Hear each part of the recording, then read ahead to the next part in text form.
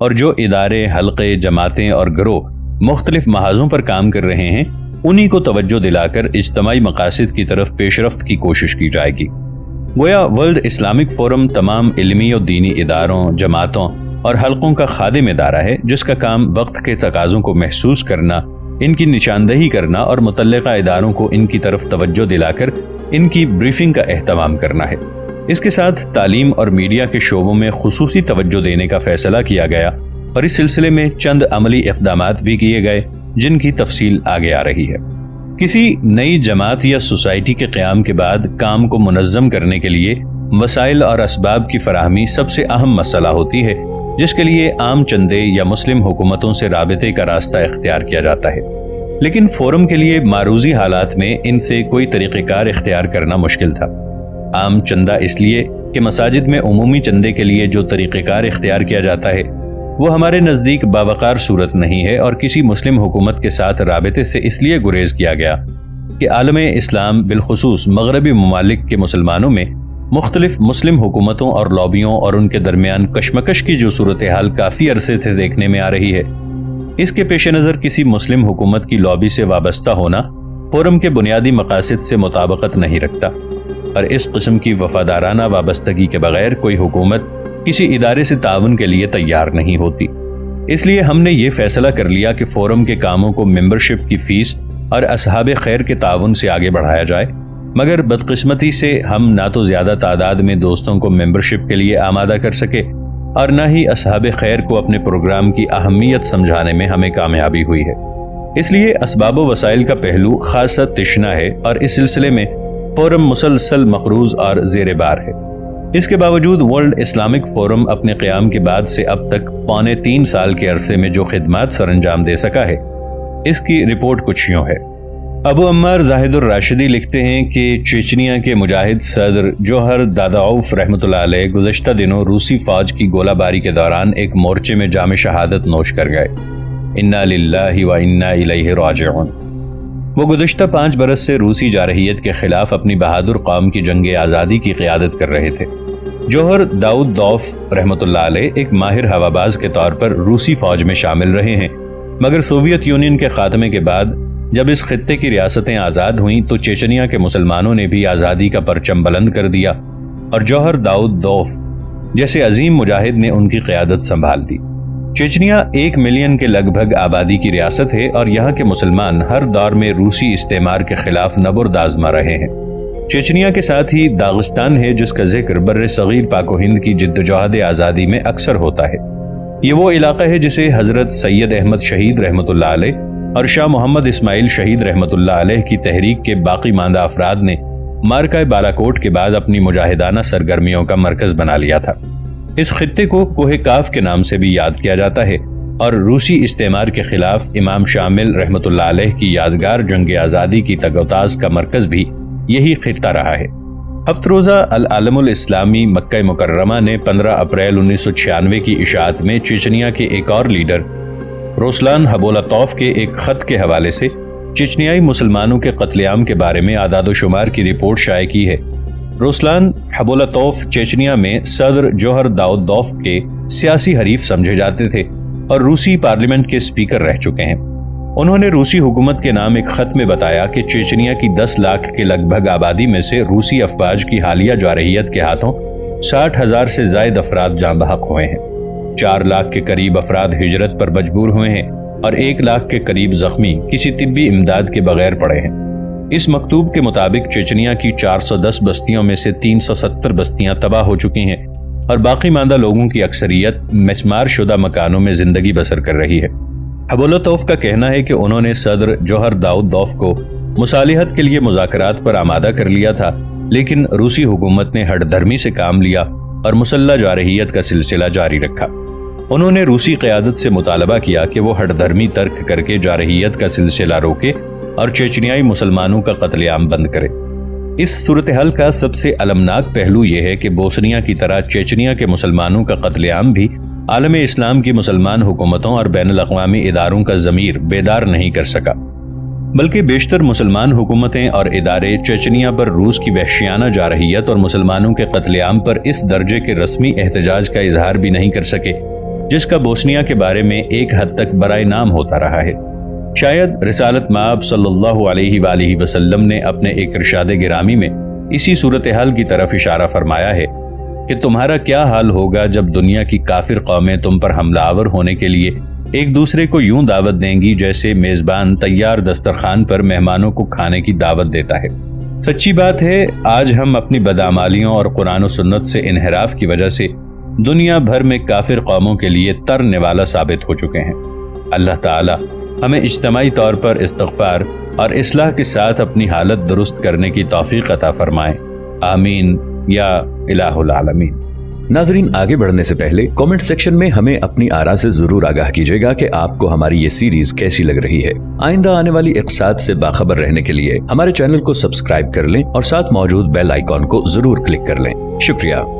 अफगानिस्तान में दीनी मदारिस के तलबा की हुकूमत। महनामा नसरतुल उलूम, गुजरांवाला, जुलाई 1996। अबू अम्मार जाहिदुर राशिदी कहते हैं कि मुझे 9 और 10 जून को अफगानिस्तान में तालिबान के दारुल हुकूमत कंधार और अफगानिस्तान के सरहदी कस्बे स्पेन बोल्दिक में तालिबान के रहनुमाओं के साथ अफगानिस्तान की ताज़ा तरीन सूरत हाल पर गुफ्तो शुनीद और अफगानिस्तान के इस खित्ते के हालात का जायजा लेने का मौका मिला। इस दौरान जिन हजरात से मुलाकात हुई उनमें तालिबान के अमीर मौलवी मोहम्मद उमर अखुंद, चीफ जस्टिस मौलवी सैयद मोहम्मद पसनई, गवर्नर कंधार हाजी मुल्ला मोहम्मद हसन अखुंजादा, IG पुलिस मुल्ला अब्दुल समद सानी, तालिबान के तर्जुमान मुफ्ती मोहम्मद मासूम अफगानी और मरकजी मजलिस शूरा के 2 अरकान मौलवी मोहम्मद सिद्दीक और मौलवी सैफुद्दीन बतौर खास काबिल जिक्र हैं। मौलवी सैयद मोहम्मद पासनई का शुमार इलाके के बड़े उलमा में होता है। उनके अलावा बाकी सब मज़कूरा हजरात दीनी मदारिस के तलबा हैं जो मुख्तलिफ दीनी दरसगाहों में तालीम हासिल करते थे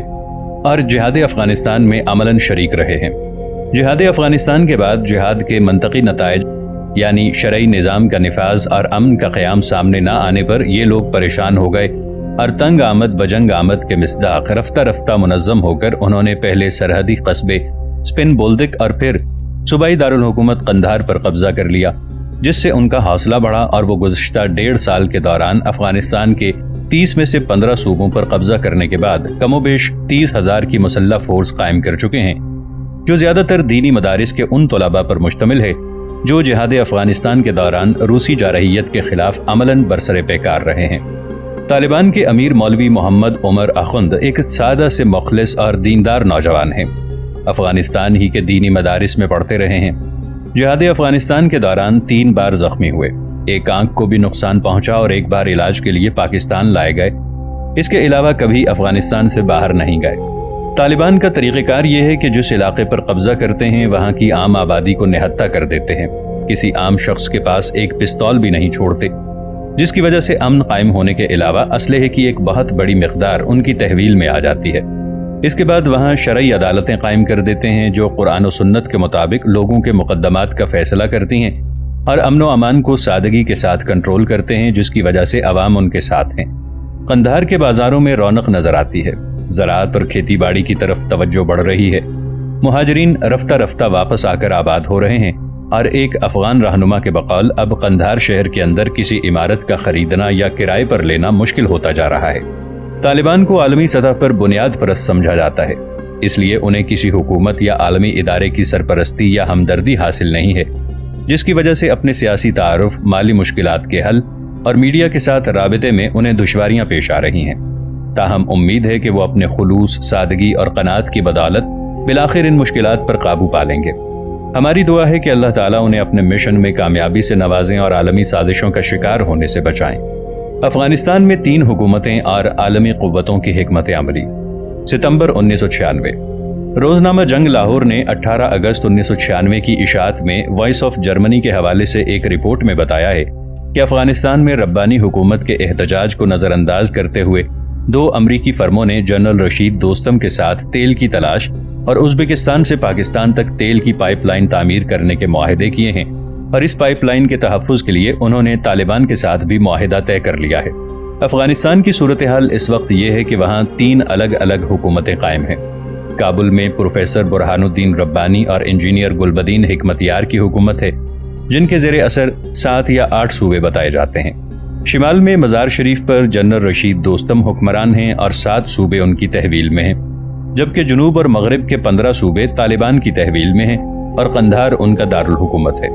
امریکہ اور اقوام متحدہ نے ربانی حکومت کو باقاعدہ حکومت کے طور پر تسلیم کیا ہوا ہے، لیکن اس کے باوجود دوستم اور بعض امور میں طالبان کے ساتھ بھی الگ الگ معاملات طے کرنے کی کوششیں جاری ہیں، اور یوں محسوس ہوتا ہے کہ امریکہ بہادر افغانستان کی موجودہ منقسم شدہ صورتحال کو اپنے مفاد میں سمجھتے ہوئے اسے برقرار رکھنے میں دلچسپی رکھتا ہے، اور خاص طور پر جنرل رشید دوستم کی حکومت کو مضبوط و مستحکم دیکھنا چاہتا ہے۔ اصل بات یہ ہے کہ افغانستان میں روسی جارحیت کے موقع پر امریکہ نے روس کو زچ کرنے کے لیے افغانستان کے حریت پسند مجاہدین کی دل کھول کر امداد کی، لیکن روسی فوج کی واپسی کے بعد جب کابل پر مجاہدین کی نظریاتی اسلامی حکومت قائم ہونے کے امکانات واضح ہوئے تو امریکہ اور روس دونوں نے مصالحت کر کے اس کا راستہ روکنے کے لیے سازشوں کا آغاز کر دیا۔ دونوں کو یہ خطرہ تھا کہ کابل میں اگر مستحکم اسلامی حکومت قائم ہو گئی تو وہ نہ صرف پاکستان اور جنوبی ایشیا کے دیگر ممالک پر اثر انداز ہوگی، بلکہ وسطی ایشیا کی 9 آزاد مسلم ریاستیں بھی اس کے اثرات سے محفوظ نہیں رہ سکیں گی۔ اس لیے امریکہ اور روس دونوں کی مشترکہ کوشش یہ ہے کہ کابل میں مجاہدین کی کوئی مشترکہ اور مضبوط نظریاتی حکومت نہ بن سکے، بلکہ کابل اور طالبان کی کشمکش سے فائدہ اٹھاتے ہوئے جنرل رشید دوستم کو زیادہ سے زیادہ مستحکم کر دیا جائے، جو جہاد افغانستان کے دوران کمیونسٹ جرنیل کے طور پر مجاہدین کے خلاف مسلسل نبرد آزما رہے ہیں، اور آخر میں کابل کے قبضے میں احمد شاہ مسعود کے ساتھ تعاون کر کے وہ مزار شریف سمیت شمال کے بعض اہم علاقوں میں اپنا قبضہ برقرار رکھنے میں کامیاب ہو گئے تھے۔ جنرل دوستم کو یہ اہمیت حاصل ہے کہ وہ آزاد خیال مسلمان ہونے کی وجہ سے مغربی مفادات کے زیادہ بہتر محافظ بن سکتے ہیں، اور ان کے زیر تسلط علاقہ افغانستان اور وسطی ایشیا کے درمیان واقع ہے، جو کسی بھی وقت بفر اسٹیٹ کی حیثیت اختیار کر سکتا ہے۔ اس لیے وہ مغربی قوتوں کی امیدوں کا مرکز بن گئے ہیں اور ان کے استحکام و ترقی میں سب سے زیادہ دلچسپی کا اظہار کیا جا رہا ہے۔ اس ضمن میں وائس آف جرمنی کی مذکورہ رپورٹ کا یہ حصہ بطور خاص قابل توجہ ہے کہ دوستم کا علاقہ امریکہ کی نظر میں ایک ایسی مضبوط دیوار ثابت ہوگا جو کہ افغانستان سے اسلامی بنیاد پرستی کو وسطی ایشیا میں داخل ہونے سے روکے گی۔ ہمارا خیال ہے کہ افغانستان کے بارے میں امریکہ اور دیگر مغربی ممالک کی موجودہ حکمت عملی کی تہ تک پہنچنے کے لیے یہی بات کافی ہے۔ اس پس منظر میں وہ قوتیں جو ربانی حکومت اور طالبان کے درمیان مصالحت کے لیے کسی درجے میں بھی کوئی کردار ادا کر سکتی ہیں، انہیں اپنی ذمہ داری کا احساس کرتے ہوئے متحرک ہونا چاہیے، کیونکہ جہاد افغانستان کے منطقی نتائج حاصل کرنے اور افغانستان کو امریکہ دوستم گٹھ جوڑ کے اثرات سے محفوظ رکھنے کا اور کوئی راستہ نہیں ہے۔ افغانستان میں طالبان کی حکومت اور برطانیہ کے مسلم دانشور۔ روزنامہ وفاق لاہور 14 نومبر 1996۔ کابل پر طالبان کے قبضے کے بعد جہاں ان کے خلاف مغرب کی میڈیا وار میں تیزی آ گئی ہے، وہاں مغرب میں مقیم مسلم دانشوروں اور علماء میں بھی حرکت پیدا ہوئی ہے اور اس میڈیا وار میں شرکت کا احساس بڑھتا جا رہا ہے۔ برطانیہ میں اس وقت تک اس سلسلے میں 3 اجتماعات ہو چکے ہیں۔ پہلا اجتماع ورلڈ اسلامک فورم کے زیر اہتمام 5 اکتوبر کو نارتھ لندن کی مرکزی جامع مسجد فنسبری پارک میں ہوا۔ دوسرا اجتماع پاکستان شریعت کونسل برطانیہ کے زیر اہتمام 13 اکتوبر کو مدرسہ قاسم العلوم برمنگم میں ہوا، جبکہ تیسرا اجتماع 19 اکتوبر کو مسلم کمیونٹی سینٹر ایلفرڈ لندن میں مسلم لیگ اصلی کے زیر اہتمام منعقد ہوا۔ ان اجتماعات میں مختلف طبقات سے تعلق رکھنے والے دانشوروں نے شرکت کی، جن میں سعودی عرب کے جلا وطن اپوزیشن لیڈر ڈاکٹر محمد المسعری، ممتاز شامی عالم اور المہاجرون کے امیر الشیخ عمر بکری محمد، ابادان یونیورسٹی نائجیریا کے پروفیسر داؤد نویبی، ڈاکٹر خالد علوی،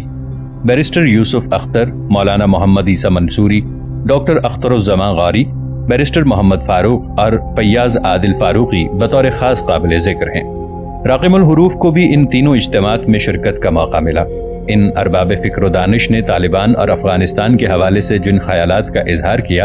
انہیں 3 حصوں میں تقسیم کیا جا سکتا ہے۔ طالبان کی کامیابی پر دینی حلقوں کا اطمینان۔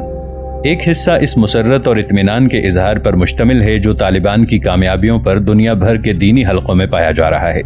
اس سلسلے میں ان حضرات کا یہ کہنا ہے کہ طویل عرصے کے بعد کسی مسلمان ملک میں یہ عزم سننے میں آیا ہے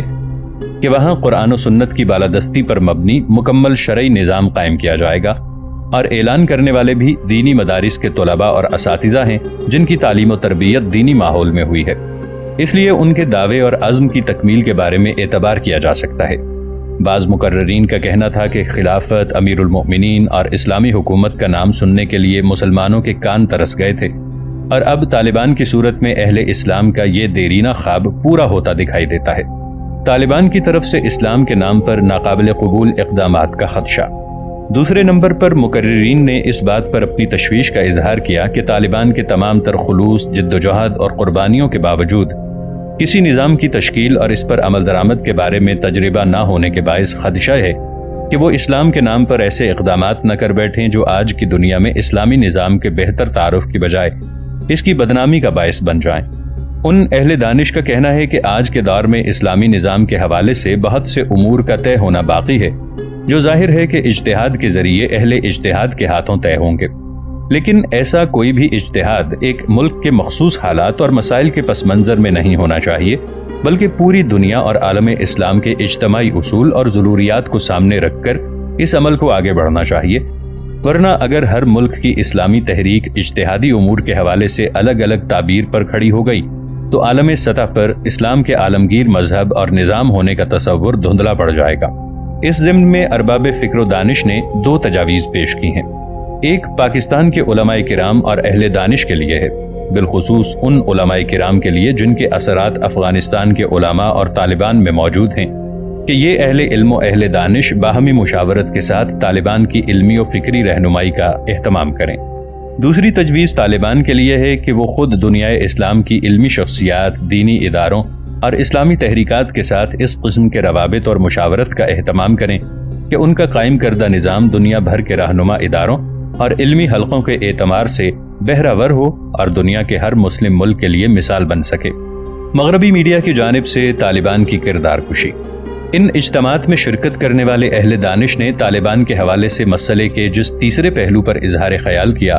وہ طالبان کے خلاف مغربی ذرائع ابلاغ کی عیارانہ مہم ہے، جس کا مقصد طالبان کی کردار کشی کے سوا کچھ نہیں۔ ان حضرات کا کہنا ہے کہ مغربی میڈیا نے ایک عرصے سے اسلام اور دیندار مسلمانوں کو اپنا ہدف بنا رکھا ہے، کیونکہ مغرب اسلام سے خوف زدہ ہے، اور یہ خوف اس کے ذہن پر سوار ہو گیا ہے کہ دنیا کے کسی بھی خطے میں اگر صحیح اسلامی نظام نافذ ہو گیا اور ایک مثالی اسلامی حکومت اور سوسائٹی تشکیل پا گئی تو مغرب کا کھوکھلا فلسفہ اپنا وجود قائم نہیں رکھ سکے گا۔ اس کے لیے مغرب کی یہ طے شدہ پالیسی ہے کہ کسی مسلم ملک میں صحیح اسلامی حکومت قائم نہ ہونے دی جائے اور اسلام کے نفاذ کی علمبردار تحریکات کو اس قدر بدنام کیا جائے کہ رائے عامہ ان کی بات سننے کو تیار نہ ہو۔ آج کل طالبان بھی مغرب کی اس مہم کا سب سے بڑا نشانہ ہیں، اور ان کے بارے میں طرح طرح کی باتیں مغرب کے پریس میں چھپ رہی ہیں اور ان پر دلچسپ تبصرے سامنے آ رہے ہیں۔ مثلاً ایک خبر میں بتایا گیا ہے کہ طالبان نے پولیس کے اہلکاروں کو وردی کے ساتھ نیک ٹائی پہننے سے منع کر دیا ہے اور اس حکم کی خلاف ورزی کرنے والے افسران کو زد و کوب کیا گیا ہے۔ اس پر ایک صاحب نے بے ساختہ تبصرہ کیا کہ یہ سب جھوٹ ہے، کیونکہ ہم نے کسی فورس کی وردی میں آج تک نیک ٹائی نہیں دیکھی۔ اسی طرح چند روز قبل ایک خبر چھپی کہ طالبان نے کابل میں ایسے خوشنوا پرندے جبراً آزاد کر دیے ہیں جن کے مالکان نے ان پرندوں کو موسیقی اور گانے کی تربیت دے رکھی تھی اور وہ ان سے محظوظ ہوتے تھے۔ اس خبر پر ایک صاحب کا تبصرہ یہ تھا کہ دیکھو آزادی کے ان ٹھیکیداروں کو پرندوں کو آزاد کرنے پر بھی تکلیف ہو رہی ہے۔ الغرض طرح طرح کی خبریں اور عجیب و غریب تبصرے سامنے آ رہے ہیں۔ اس سارے قصے میں مذکورہ بالا ارباب فکر و دانش کے لیے باعث تشویش بات یہ ہے کہ طالبان کے خلاف تو بہت کچھ چھپ رہا ہے اور عالمی میڈیا ان کے خلاف منظم اور مربوط جنگ میں مصروف ہے، مگر طالبان کو اپنے موقف اور پالیسیوں کو عالمی سطح پر پیش کرنے اور ان کو اپنی باتوں کی خود وضاحت کرنے کا موقع نہیں دیا جا رہا۔ اسامہ بن لادن اور سعودی علماء کرام کی جدوجہد۔ ماہنامہ نصرت العلوم گجرانوالہ، جنوری 1997۔ روزنامہ پاکستان لاہور، 4 دسمبر 1996 کی ایک خبر کے مطابق سعودی عرب کے ایک جلا وطن لیڈر اسامہ بن لادن نے سعودی حکومت کی یہ پیشکش مسترد کر دی ہے کہ اگر وہ سعودی حکومت کو ایک اچھی اسلامی حکومت قرار دیں تو انہیں سعودی عرب واپس آنے کی اجازت دے دی جائے گی۔ قریبی ذرائع کے مطابق اسامہ بن لادن کا کہنا ہے کہ سعودی حکومت نے متعدد قوانین ایسے نافذ کر رکھے ہیں جو قرآن و سنت کے منافی ہیں۔ نیز سعودی شاہی خاندان دولت کی ریل پیل کی وجہ سے انتہائی کرپٹ ہو چکا ہے اور امریکہ اور اس کے حواری ممالک کی مسلح افواج کی جزیرہ عرب میں مسلسل موجودگی سے سعودی عرب کی خود مختاری اور حرمین شریفین کا تقدس مجروح ہو رہا ہے۔ اس لیے ان حالات میں وہ سعودی حکومت کی اس پیشکش کو قبول کرنے کے لیے تیار نہیں ہے۔